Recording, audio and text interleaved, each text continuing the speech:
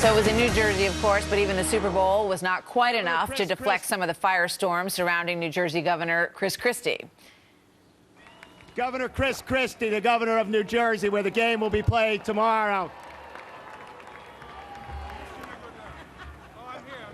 Good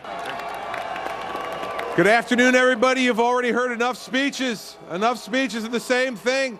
I want to tell everybody out there to thank you very much to all of our partners, the NFL, the team owners. We look forward to handing it over to Arizona. Well, I guess there was some boos in the background there, apparently, and he looked a little bit glum at the Super Bowl event over this weekend. Obviously, he's under a lot of pressure at this point. There are an allegation now that he knew more than he's telling about the bridge closings at the George Washington Bridge, and those are assumed to be a political vendetta at the time that they were happening.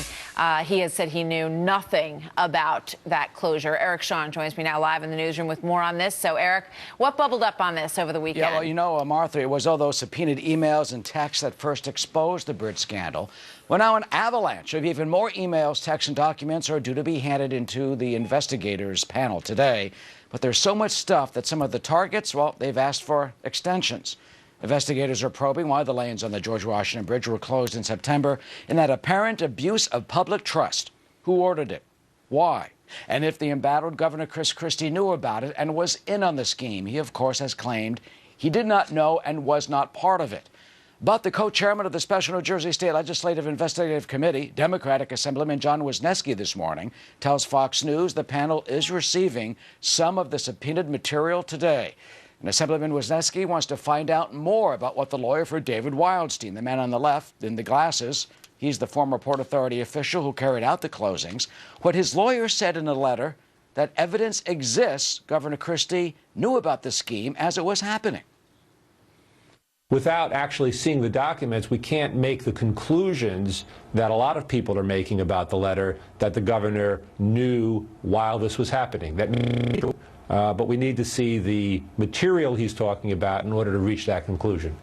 Well, some have called Wildstein Christie's eyes and ears at the New York, New Jersey Port Authority, but the governor's office lashed out at him this weekend in its own scathing email, accusing him of being deceptive and not trustworthy, even going back to high school. Martha? Yeah, a lot of stuff in there. So now we're hearing about another resignation in the Christie camp. Yeah, that's right. This time it's Christina Renna. She was Governor Christie's director of intergovernmental relations. That's the office that dealt with New Jersey mayors, for example. Those mayors who claimed that the administration pressured them. Well, she's quitting.